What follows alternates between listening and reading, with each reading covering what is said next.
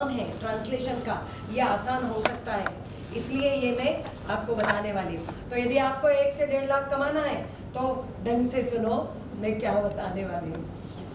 भारतीय भाषा अनुवाद में तकनीक संचालित क्रांति, जबरदस्त क्रांति हुई है। सबसे बड़ा उदाहरण अभी आपने देखा कि मेरा प्रोफाइल जो है वो डाल दिया गया अंग्रेजी में और उसी का ट्रांसलेशन जो है वो आपको यहाँ सुनाई दिया। पर इस ट्रांसलेशन में कई सारे प्रॉब्लम्स भी आते हैं जिसके बारे में मैं यहाँ मैंने कुछ आप लोगों के लिए कुछ केसेस यहाँ मैंने डाल के रखी है, आपको समझेगा। Indian knowledge system is a gold mine, ऐसा कहा जाता है कि इंडियन नॉलेज सिस्टम एक सोने की खदान है, और कहा जाता था, कहा जाता है, परंतु मेरा कहना है ये सच में है, ये सच में है। हमें इस खदान में जब हम क्या करने की खोदने की कोशिश करेंगे, और वो खोदना यानी ऊपरी सतह में कभी भी सोना नहीं मिलता है, हमें डिग आउट करना पड़ता है नीचे नीचे तक जाकर। तो ऐसे ही जब हम अपने ज्ञान, जो भी हमारा भारतीय ज्ञान अवेलेबल है, उसको यदि समझने की कोशिश करना है, उसको यदि हमें आत्मसात करना है, तो निश्चित ही हमको उस खदान में नीचे नीचे तक जाकर समझना होगा, आत्मसात करना होगा। इसीलिए ये लिखा है पाथ कहाँ से कहाँ तक। 800 BC, 500 BC तब से चला हुआ आज तक का जो साहित्य है वो आज हमारे पास अवेलेबल है, और उसको समझना बहुत कठिन है। मैं आपको क्यों बहुत कठिन है, मैं मेरे लेक्चर में बाद में कुछ जब उससे रिलेटेड यहाँ पॉइंट्स आएंगे तब बताऊंगी। ये भारतीय ज्ञान परंपरा, ये निश्चित ही ये अभी NEP 2020 के कारण आया है। अभी मोहित जी को सबने सुना है, इसलिए मैं बहुत ज़्यादा इस पर प्रकाश नहीं डालना चाहती हूँ। पर हाँ, मैं ज़रूर बताना चाहूँगी कि इस शिक्षा नीति के कारण ही भारतीय ज्ञान परंपरा को इतनी प्राथमिकता, इतना महत्व दिया गया है। और ये NEP 2020 करीब करीब हमारे देश में सभी जगह लागू हो चुका है। बहुत बार बातें होती हैं कि ये क्या है, इससे क्या होने वाला है, जैसे अभी मोहित जी ने भी थोड़े से अपने शब्दों में बताया, इससे क्या होने वाला है। हम बहुत पीछे चले गए हैं। यदि हम मानते हैं कि किसी भी देश की तरक्की, किसी भी देश की यदि तरक्की को हम जानना चाहते हैं, कोई भी आगे आया हुआ देश, उसकी तरक्की क्यों हुई है, तो उसने अपने जितने भी अपने खुद के एलिमेंट्स जो थे वो उन्होंने क्या करके रखे हैं, पूरे संजोए रखे। और हमारे साथ क्या हुआ, हमको हमारी ज्ञान परंपरा के बारे में पता नहीं है जितना पता होना चाहिए था। हमारा जन्म ही उस पर्टिकुलर एनवायरनमेंट में होना चाहिए था, देखा जाए तो। पर चलिए कोई बात नहीं हुआ, हम बहुत साल पीछे चले गए। पर जब भी कोई नई चीज़ शुरुआत करते हैं तो हमेशा उसका क्रिटिसाइज उसको किया जाता है। मेरे को आज भी याद है कि बैंकिंग सिस्टम में जब कंप्यूटराइजेशन हुआ, बैंकों में जब कंप्यूटराइजेशन हुआ, तो सारे जो बैंक के लोग हैं वो बोलते थे क्या होने वाला है इससे, ये कुछ होता है क्या, ऐसा दुनिया भर की चीज़ें, ट्रेनिंग के लिए बड़े मुंह मोड़ के जाते थे, बहुत इधर उधर की बातें करते थे। परंतु आज ऐसी स्थिति हो गई है कि यदि हाथ से किसी को कुछ लिखना पड़ा तो मुसीबत हो रही है। तो और ये समझ में आया कि जो 10 मिनट में काम हो सकता था वो आज 1 सेकंड में हो रहा है। जब इस चीज़ को समझ में आता है तो निश्चित ही हर चीज़ का जो है वो इम्पोर्टेंस समझ में आता है। वैसे ही इस भारतीय ज्ञान परंपरा के बारे में हमें आज नहीं, कल आने वाले समय में इसका उद्देश्य जो है आज जो लिखा गया है वो बहुत अच्छे तरीके से बाद में समझ में आना साहजिक है। भारतीय भाषा और कला और संस्कृति को बढ़ावा देती है। भाषा, कला और संस्कृति से पूरी तरह जुड़ी हुई है। और इसीलिए यदि आप NEP का डॉक्यूमेंट देखते हैं तो promotion of languages, arts and culture, ये एक जो है ये पॉइंट है। आप कला और संस्कृति को भाषा से अलग नहीं कर सकते हैं, आप अलग नहीं कर सकते हैं। और इसीलिए ये जो है बहुत इम्पॉर्टेंट है। भाषाएं किसी विशेष संस्कृति के लोगों के, परिवार के सदस्यों, साथियों, अजनबियों सहित दूसरों से बात करने के तरीके को प्रभावित करती है और बातचीत के लहजे कभी कभी अपनापन की भावना को भी प्रभावित करती है। और ये तो हमारे देश की संस्कृति है, ये हमारी देश की संस्कृति है कि जट से, अरे देश तो छोड़ो, हमारा मालवा, हमारे यहाँ अतिथि देवो भव का सबसे बड़ा उदाहरण इंदौर शहर में देखने मिलता है ना। कोई भी मेहमान आते हैं, कितने प्यार से हम लोग उनके साथ में आचरण करते हैं, कितने आदर सत्कार के साथ में हम लोग पेश आते हैं।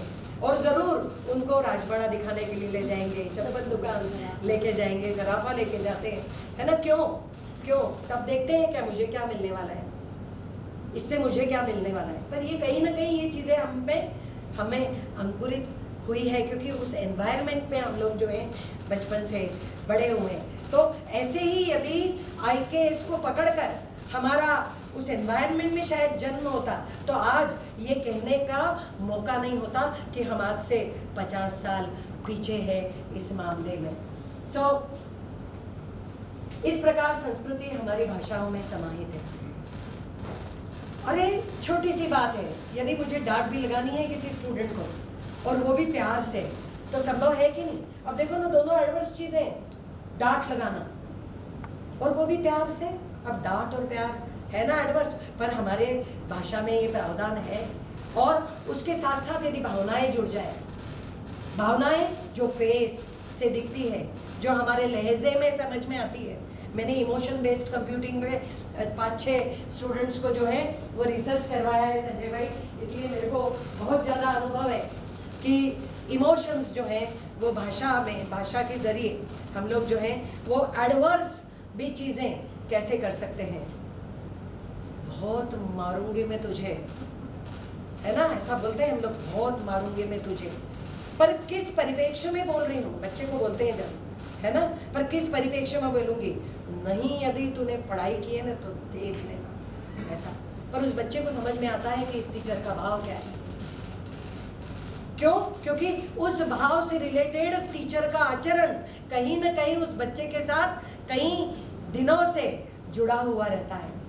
पर यदि मेरी कोई नकल करके और सीधे बिना वो एनवायरनमेंट बने ऐसी बात करे, तो शायद पेरेंट्स आ जाए, आपके टीचर ने मेरे बच्चे को ऐसे कैसे बोला, जो आज होता है। आप समझ रहे हैं ना। तो भाषा जो है किसी एनवायरनमेंट में पनपती है, और निश्चित ही ये भाषा का बहुत ज़्यादा संदर्भ जो है या जुड़ाव जो है हमारी भावनाओं के साथ भी होता है। यहाँ एक पॉइंट लिखा है, पिछले 50 वर्षों से भारतीय भाषाओं पर पर्याप्त ध्यान और देखभाल नहीं की गई है, अतः अंततः कई भाषाएं विलुप्त हो गई। इसलिए इन समृद्ध भाषाओं, संस्कृति की अभिव्यक्तियों का अस्तित्व अत्यंत चिंता का विषय है। और इसीलिए आज इस टाइप की जो वर्कशॉप हो रही है, इसमें हम लोग यहाँ सम्मिलित हो रहे हैं। बेसिकली उद्देश्य यही है, और मोहित जी ने भी अपने वक्तव्य में ये बताया था। अब इसका जो है एकेडमिक्स से क्या लेना देना है, एकेडमिक्स से क्या लेना देना है, यही NEP 2020 डॉक्यूमेंट में हमें चीज़ें मिलती है। शैक्षणिक दृष्टि से भारतीय भाषाओं के शिक्षण और अधिगम, टीचिंग एंड लर्निंग। अब देखिए कितना सुंदर शब्द है अधिगम, पर वो नहीं पता था। पर जब ये भाषण देना है मुझे ये पता था, तो फिर मैंने भी अपने पॉइंट्स बनाए, और मैंने सोचा कि क्यों ना मैं भी अच्छे अच्छे शब्दों को, भाई हर चीज़ से हम भी सीखते हैं। कुछ शब्द अच्छे हम भी इसी बहाने सीख लिए और आपके सामने यहाँ रख रहे हैं उसको। भारतीय भाषाओं के शिक्षण और अधिगम को हर स्तर पर विद्यालयों और उच्च शिक्षा के साथ एकीकृत किया जाना आवश्यक है। स्कूल लेवल और हायर एजुकेशन सिस्टम में भाषाओं का, जैसे बताया मोहित जी ने भी, कि 2 क्रेडिट्स 4 क्रेडिट्स में भी जब IKS के बारे में जब लेक्चर देती हूँ, तो टिपिकली हमारे पास हमको एक स्कीम दी हुई है, और IKS को आप कैसे सम्मिलित कर सकते हैं, इसका बहुत अच्छा प्रावधान जो है वो दिया हुआ है। तदनुसार पाठ्य पुस्तकों, कार्य पुस्तिकाओं, वीडियो, नाटकों, कविताओं, उपन्यासों, पत्रिकाओं सहित इन भाषाओं में उच्च गुणवत्तापूर्ण शिक्षण और मुद्रित सामग्री आज की आवश्यकता है। और इसीलिए जो 1 से 1.5 लाख रुपए हर विषय की किताबों का ट्रांसलेशन, ये इसी पॉइंट के तहत हमें दिखाई देता है। संस्कृति के संरक्षण और संवर्धन के लिए उच्च शिक्षा संस्थानों में शिक्षण माध्यम के रूप में मातृभाषा, अभी हमने थोड़ी देर पहले सुना है कग्निटिव वे ऑफ अंडरस्टैंडिंग। मातृभाषा और स्थानिक भाषा को शामिल करने के प्रावधान को प्रोत्साहित किया जाता है। एक यदि छोटे से गांव से आया हुआ स्टूडेंट है, विद्यार्थी है, और वो पहले ही गांव से शहर में आ रहा है, तो उसको बड़ी दिक्कत होती है थोड़ा अकोमोडेट करने के लिए। परंतु यदि उसको उसकी भाषा में यदि कोई बात करता है तो निश्चित ही उसको लगता है अरे ये मेरा अपने वाला है कोई। क्यों होता है ऐसा? ये ऑब्वियस है। और ऐसे ही हम कहीं और बाहर जाते हैं, किसी और दूसरे स्टेट में जाते हैं, तब हमको अपनेपन वाली हमारी हिंदी, इंदौरी हिंदी जब हमें सुनाई देती है तो हम अट्रैक्ट होते हैं लोगों से। क्यों होते हैं? तो ये भाषा का कमाल है कहीं ना कहीं। इसीलिए जो है जब भी हम अपनी मातृभाषा या स्थानीय भाषा में किसी भी विषय को समझाने की कोशिश करते हैं, समझने की कोशिश करते हैं, तो उससे अंडरस्टैंडिंग अच्छी डेवलप होती है। कई सारी केस स्टडीज़ में इसके आउटकम्स हमें मिले हुए हैं। सभी भारतीय भाषाओं की पहुंच और जियारी बढ़ाने और उनकी शक्ति, प्रयोग और जीवंतता को बढ़ावा देने के लिए पाठ्यक्रमों को द्विभाषी रूप में प्रस्तुत किया जा सकता है। द्विभाषी क्यों? मैं तो बोलती हूँ मल्टीलिंगुअल।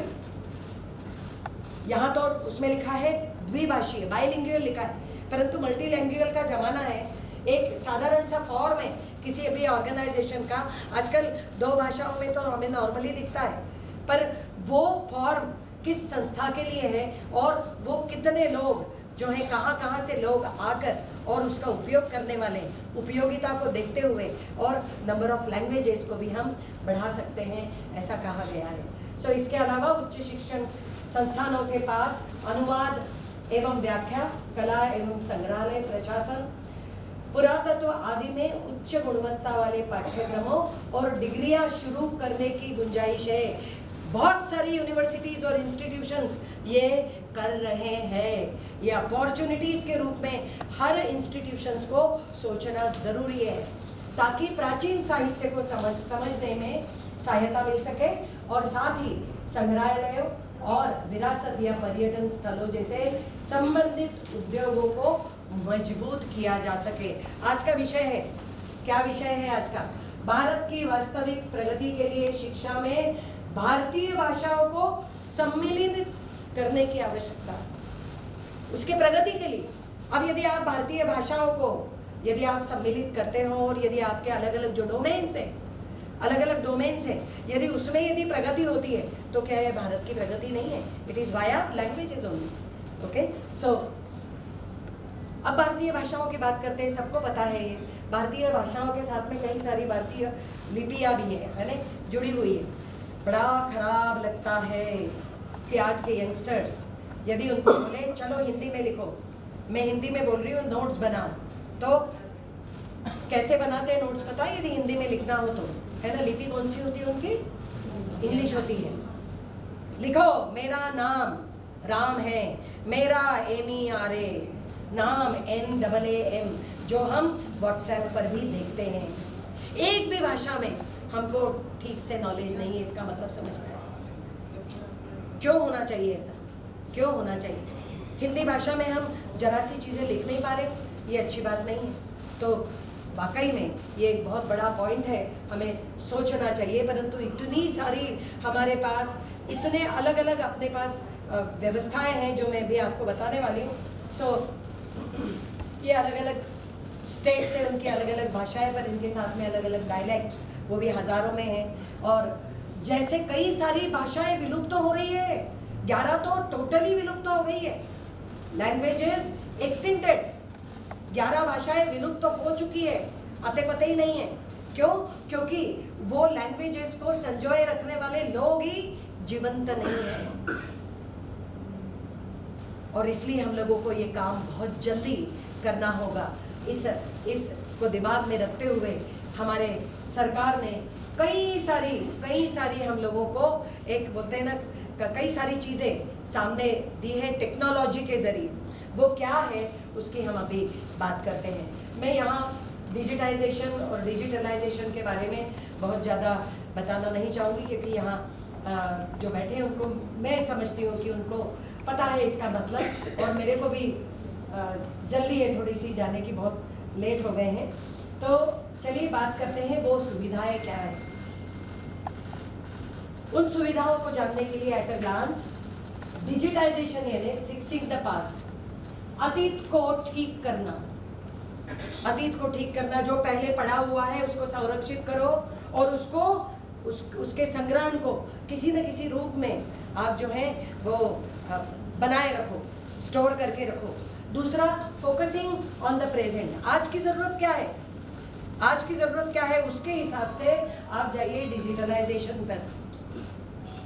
अब आज की ज़रूरत क्या है, मीन्स आज क्या क्या हमारे पास डिवाइसेस अवेलेबल है, तो उन डिवाइसेस पर हम लोग जो है ये सारी चीज़ें कैसे संरक्षित कर सकते हैं, प्रिजर्व कर सकते हैं। उसके बाद डिजिटलाइजेशन। और तीसरा जो है क्रिएटिंग द फ्यूचर। ये सब क्यों कर रहे हैं, क्योंकि फ्यूचर, भविष्य का निर्माण, भविष्य का निर्माण करने के लिए। तो ये तीनों चीज़ें जो हैं, digitization, digitalization and digital transform, इन तीनों को यदि हम देखेंगे तो ये जिन मॉडल्स की बात कर रही हूँ मैं, जो भारतीय भाषाओं में सामग्री के डिजिटलीकरण की ओर, अब ये सबसे यदि महत्वपूर्ण यदि आप यहाँ देखेंगे तो किसने बीड़ा उठाया इसका, भारत सरकार के ministry of electronics and information technology ने पूरा इस जो सारी जितनी भी भाषाएं हैं उनका बीड़ा ट्रांसफॉर्मेशन ऑन इलेक्ट्रॉनिक डिवाइसेस और इवन डिजिटलाइजेशन का, सभी तीनों जो मैंने ये आपको ये पड़ाव बताया, तो ये इसका जो है जिम्मा लिया है, जिम्मेदारी ली है ministry of electronics and information technology ने। बहुत सारे मिशंस इसने क्या करा, ये जो NEITY है, इन्होंने बहुत सारे मिशंस चलाए। और आपको याद होगा सबसे पहला मिशन जो है डिजिटल इंडिया था। आज से करीब 10 से 12 साल पहले की बात है, मुझे भी याद है। हमको भी यूनिवर्सिटी में जो है खूब सारा पैसा मिला था। क्यों, तो भीम ऐप पहले निकली थी सबसे पहले, तो डिजिटल इंडिया की ओर से जो है वो भीम ऐप का बहुत ज़्यादा क्या हो रहा था, प्रचार प्रसार हो रहा था। और भोपाल से टीम आती थी और सारे जो स्टूडेंट्स हैं उनको उससे अवगत किया जाता था। उसके साथ साथ फिर भाषाओं के लिए भी उनको बाद में काम दिया गया। और उसके बाद ये ऐसे कई सारे IITs, IIT Mumbai, IIT Bombay, आज भी IIT बॉम्बे लिखा है। सो IIT Bombay, IISc, IIIT Hyderabad, CDAC, ये सारे इन लोगों को बहुत सारा फंडिंग किया गया। किस लिए, तो लैंग्वेजेस पर काम करने के लिए, लैंग्वेज ट्रांसलेशन के काम के लिए इन लोगों को फंडिंग किया गया। और जो है ये मिशंस तो ये है, ये सारे मिशंस चलाए गए। साथ में इन सारे इनके अलावा भी और कई लोग हैं जिन्होंने, पर मेजॉरिटी आपको ये संस्थाएं दिखेंगी जिन्होंने मॉडल्स जो हैं वो बनाए हुए हैं। सो ऐसे ये मिशंस पर काम हुआ और काम होने के बाद में हमको उनके आउटकम से क्या मिला है जो मैं अभी आपको बताना चाहूँगी। तो भारतीय भाषा में अनुवाद तकनीक संचालित क्रांति के थ्रू हमें ये ऐप मिला है। किसने भागीदारी की, तो मैंने अभी आपको बताया जो इंस्टीट्यूशन से वो किसके तहत मिशंस अलग अलग चले उनके तहत। और मिला क्या, तो कई सारे हमें ट्रांसलेटर्स मिले और उसमें मैं बात करने वाली हूँ भाषिणी। आप लोगों में से कितने लोगों ने भाषिणी को यूज़ किया है?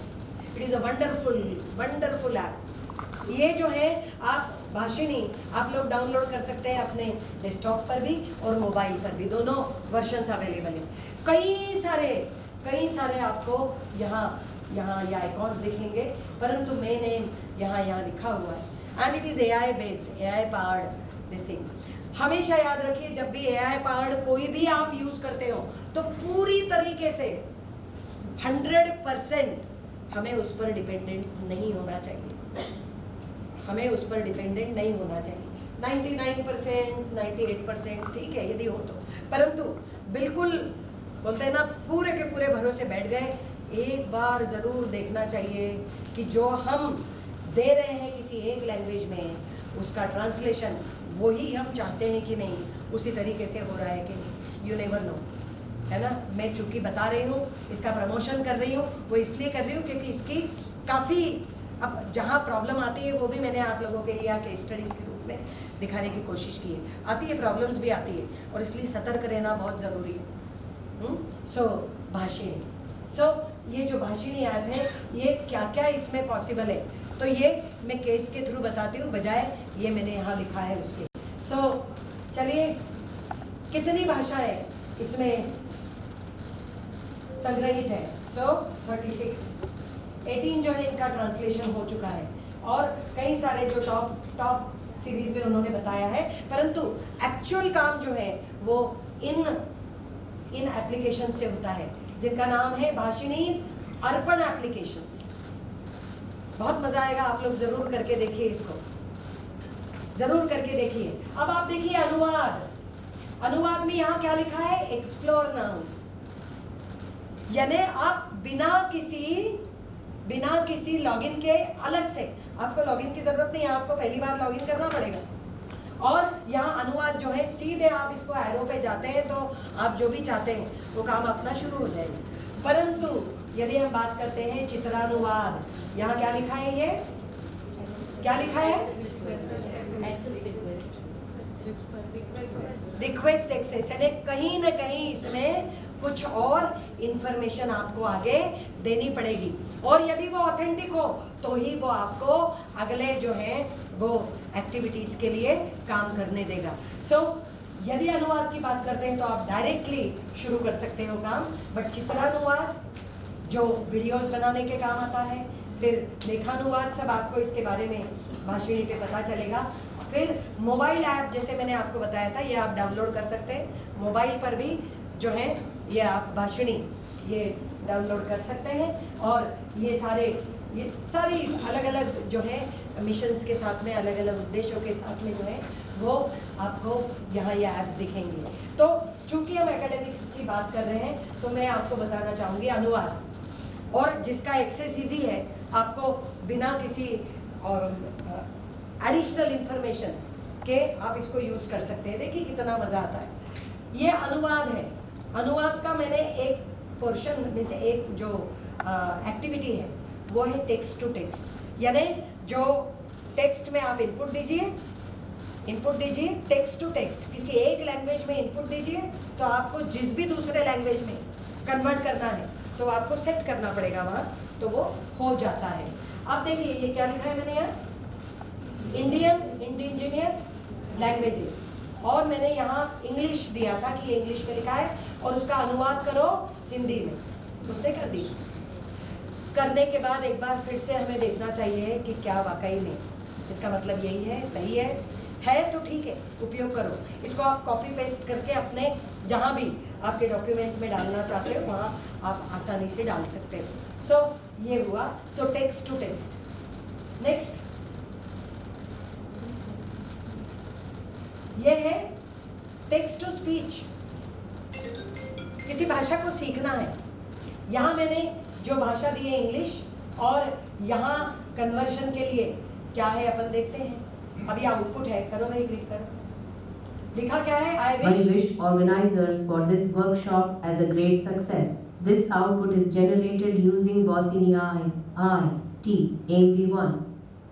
अब देखो उसको भाषिणी बोलते नहीं आया है, बॉसिनी आए, हाँ आया एससी बोलते नहीं आया है उसको, है ना। अब मजेदार बात है ना, लिखा क्या है? I wish organizers to this workshop,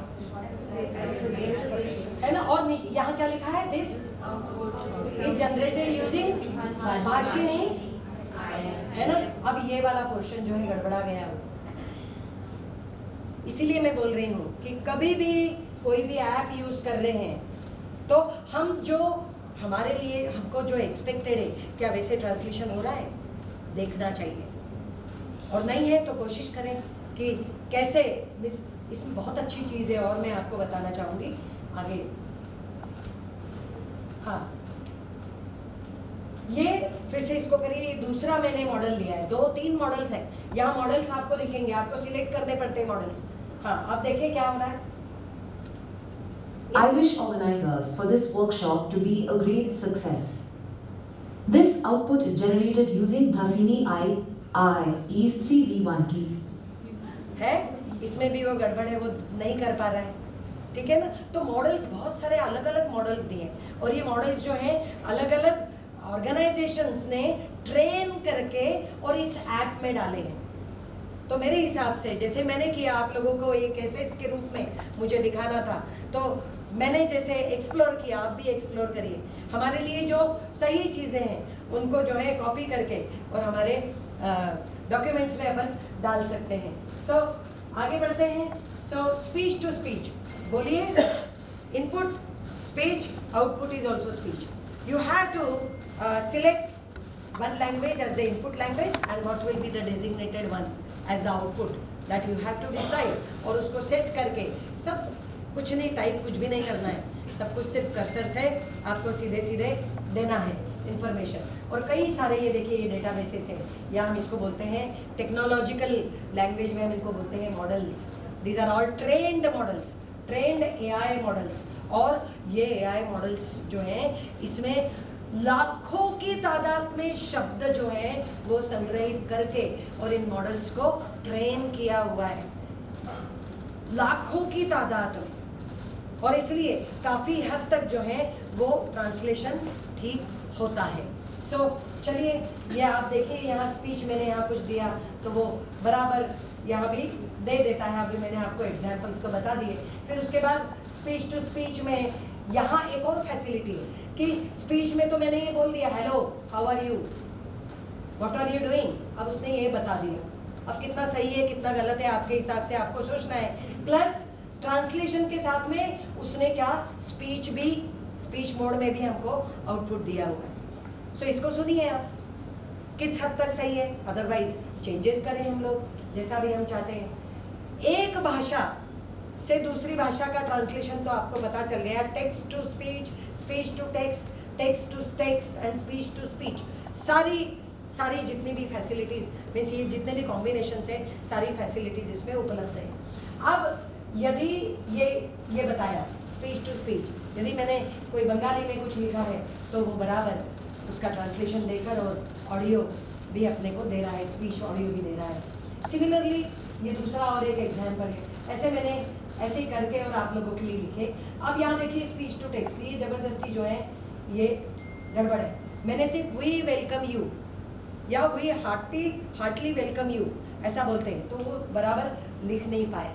but database कौन सा यूज़ किया है वो हमें देखना चाहिए। कई सारे डेटाबेसेस हैं, अलग अलग डेटाबेसेस का यूज़ करके सेम सेंटेंस आप कैसे ट्रांसलेट हो रहा है वो आसानी से देख सकते हैं and you can enjoy this facility as per your own need. So like this ये बराबर दे रहा है, हम आपका हार्दिक स्वागत करते हैं। ये वाला मॉडल है, इसमें वो हार्दिक आया नहीं अलग से। सो इसलिए ये वो एक्स्ट्रानियस एलिमेंट था, यहाँ बराबर आया है। So this model which has been used is this one. So like this language detection, यदि हमें पता ही नहीं है कि ये कौन सी लैंग्वेज में कोई टेक्स्ट लिखा हुआ है तो हमने एज एन इनपुट दे दिया तो उसने बराबर डिटेक्ट करके बताया कि ये जो टेक्स्ट है ये बंगाली लैंग्वेज में लिखा है, वो बता देगा। So this is the kind of facility which is there in this app. So देखिए अब यहाँ ये गड़बड़ भी हो गया, ये देखिए गड़बड़ हो गया। ये है संस्कृत लैंग्वेज और यहाँ क्या दिया है ये और ही कोई लैंग्वेज दे रहा है, पर डेटाबेस कौन सा यूज़ करा है ये वाला किया। पर हम लोग, मैं वहाँ तक सीमित नहीं रही, मैंने चेंज करा। मैंने चेंज करके जब तक वो सही नहीं मिला मुझे तो मैंने एक और एग्जाम्पल दिया है, उसमें बराबर उसने संस्कृत भी बताया। So like this you know चित्रानुवाद, इसमें भी कई सारी फैसिलिटीज़ है। अब रिक्वेस्ट एक्सेस वाली बात थी इसमें, सबको याद होगा नीचे जो है एक्सप्लोर नाउ नहीं था, रिक्वेस्ट एक्सेस थी। तो इसका मतलब क्या है कि कहीं ना कहीं ऐसी इसमें कोई चीज़ है कि जो कॉन्फिडेंशियल है या कहीं ना कहीं किसी ऑर्गेनाइजेशन से रिलेटेड है। Yes it is there. वो क्या है तो एशे कोड मांगता है। सबको पता है एशे कोड क्या है, हर इंस्टीट्यूशन, हर एक एकेडमिक इंस्टीट्यूशन का एशे कोड है। न जाने हम पूरा डेटा जो है कहाँ कहाँ भरते हैं, स्पेशली नैक में, NIRF में भरते हैं ना, तब एशे कोड लगता है कि नहीं। तो आप लोगों का इसमें एशे कोड की ज़रूरत पड़ती है। सो जहाँ भी रिक्वेस्ट एक्सेस है, इसका मतलब कि आप कुछ भी काम करेंगे तो जिम्मेदारी आपकी और आपके इंस्टीट्यूशन की होगी, क्योंकि आप एशे कोड डाल रहे हैं। आप समझ रहे हैं सब लोग, एशे कोड डाल रहे हैं So this is the way we handle this. So like this, देखिए मैंने यहाँ लिखा हुआ ये पूरा डालना पड़ता है, और आखिरी में ये रिसर्च वाला भी आपको यहाँ कई सारे कंपोनेंट्स मिलेंगे, परंतु हर इंस्टीट्यूशन से रिलेटेड कुछ न कुछ ऐसी खास जानकारी ज़रूर उसमें होगी जिसके कारण कि आप जिम्मेदारी के साथ इससे काम कर रहे हैं, इसका अनुभव आपको खुद को मिलेगा। सो भाषिणी आपके मैंने जितने भी आपको एक्टिविटीज़ या जितने भी काम हैं वो मैंने बताए हैं, मैं इसको रिपीट नहीं करती हूँ। सो अल्टीमेटली ऐसे कई सारे टूल्स हैं, परंतु मैं सारे टूल्स को डिस्करेज करूँगी इसको।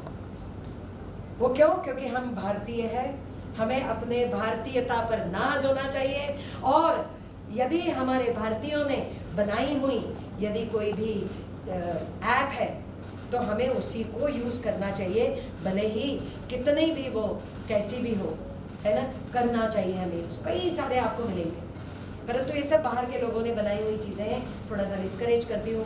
सो इसके बारे में जिसको जानने की कोशिश करना है कर सकते हैं, बट अल्टीमेटली इसका फ़ायदा क्या होने वाला है वो बताकर और मैं मेरा लेक्चर ख़त्म करती हूँ। एक्सपेक्टेड आउटकम, यह मिशन नवाचार को बढ़ावा देगा और भारत की तकनीकी संप्रभुता सुनिश्चित करने के लिए घरेलू क्षमताओं का निर्माण करेगा। क्या यह प्रगति का पॉइंट नहीं है? ये प्रगति की ओर अग्रसर होने का ये पॉइंट नहीं है? बिल्कुल है। यह देश के जनसांख्यिकीय लाभांश का दोहन करने के लिए उच्च कुशल रोजगार के अवसर भी पैदा करेगा। क्या ये प्रगति का द्योतक नहीं है? बिल्कुल है। और अंततः यह भारत को, दुनिया को यह दिखाने में मदद करेगा कि परिवर्तनकारी तकनीक का उपयोग सामाजिक भलाई के लिए कैसे किया जा सकता है और इसकी वैश्विक प्रतिस्पर्धात्मकता को कैसे बढ़ाया जा सकता है। ये इसमें भारत की आत्मा बसती है। इस पॉइंट में क्या है? तो सामाजिक भलाई भारत की आत्मा, निश्चित ही भारत के लोग इस चीज़ को प्रावधान या इस चीज़ को बढ़ावा देते हैं। सो इसी के साथ में मैं अपना यहाँ वक्तव्य ख़त्म करती हूँ, और बहुत ही क्षमा प्रार्थी हूँ, एक तो लेट शुरू हुआ और मेरे को कहीं एक इंटरव्यू बोर्ड में बैठना है, 5 मिनट बचे हैं, और वो IIIT कहीं किसी भारत देश के उसमें बैठना है और मेरे को जल्दी से ज्वाइन होना है। तो इसी के साथ में आप सबको बहुत बहुत धन्यवाद देती हूँ। इस विषय पर प्रकाश डाला भारतीय भाषाओं के डिजिटलीकरण और अनुवाद का विकास वह केवल न प्रासंगिक है बल्कि भारत के भाषाई भविष्य की दिशा भी तय करता है। मैं सादर आमंत्रित करती हूँ डॉक्टर दीपा कटियाल मैम, विभागाध्यक्ष UG प्रोग्राम।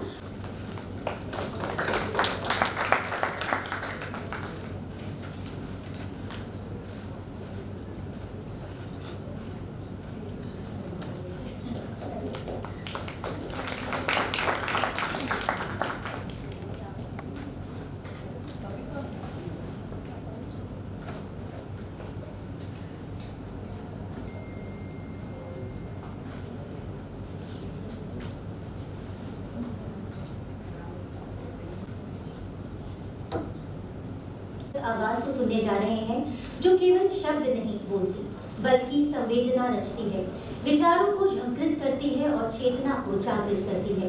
एवी टीम से अनुरोध है कि वो हमारे विषय विशेषज्ञ श्री संजय पटेल जी का संक्षिप्त परिचय प्रस्तुत करें। पटेल का आना संस्कृति, संगीत, योग शास्त्र और प्रकृति प्रेम का आ जाना है। आप मालवा के यशस्वी पुत्र हैं।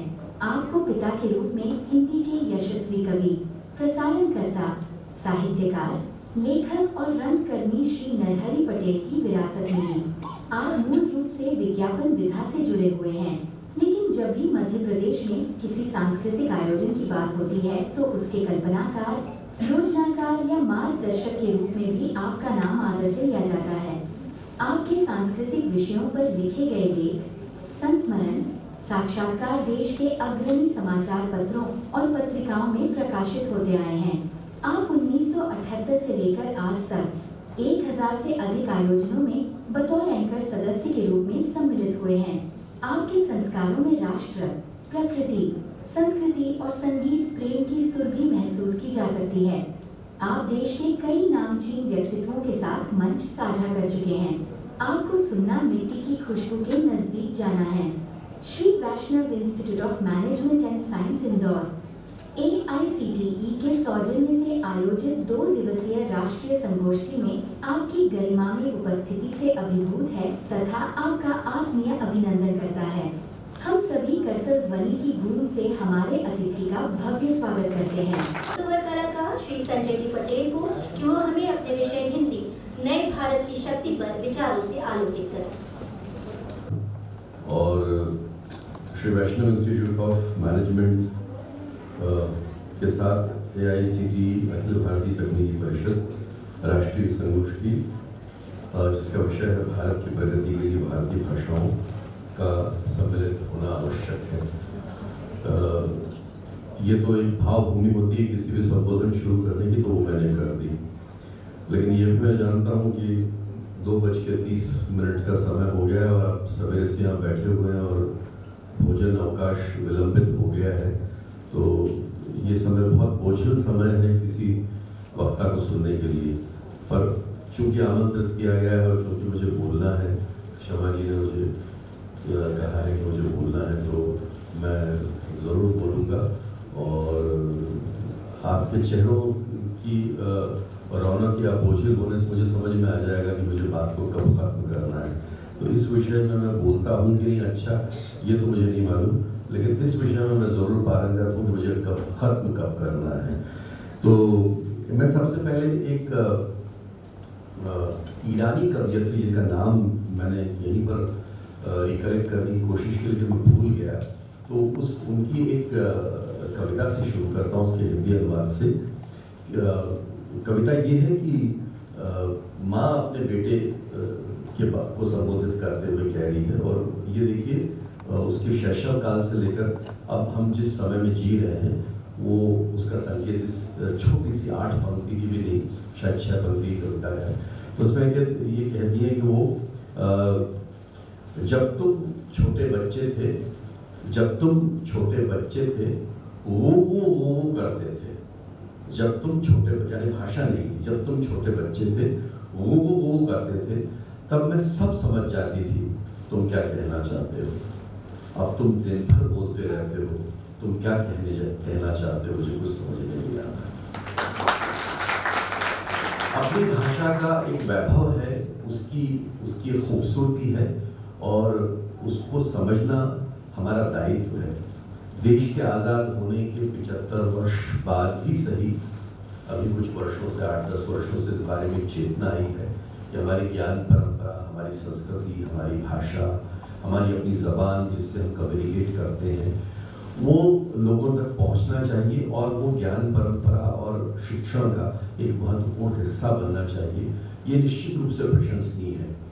मैं इसलिए इस बात को हक से कह सकता हूँ कि मैं, जैसे कि मोहित जी ने कहा, कि मैं स्वयं हिंदी पट्टी से और हिंदी वातावरण से मेरी पढ़ाई हुई, और मैं हिंदी अंग्रेज़ी प्रभुत्व का जो क्षेत्र है एडवर्टाइजिंग, उसमें जब मैं आया तो बड़े चैलेंजेस इस बात के थे कि अच्छी कंटेंट राइटिंग आपको अंग्रेज़ी में नहीं आती तो आप एक विज्ञापन एजेंसी कैसे चला सकते हैं।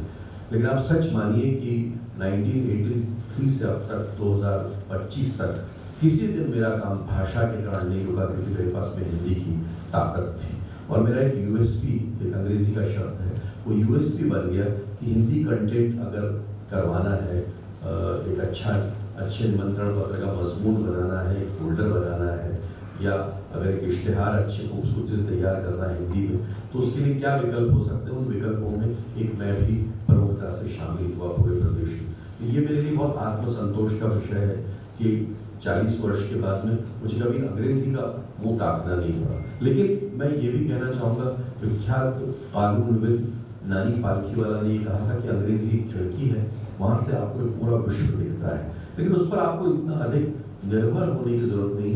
आप अपनी भाषा, अपनी संस्कृति, और जैसे मायाताई ने कहा, हमारी ये जो अब जो वाणी का जो नया एक जो स्वरूप सामने आया है, और UGC भी जिसके बारे में चिंतित है, और हमारी ये जो संस्था है AICTE इस बात को लेकर सजग है कि कुछ न कुछ इस दिशा में होना चाहिए।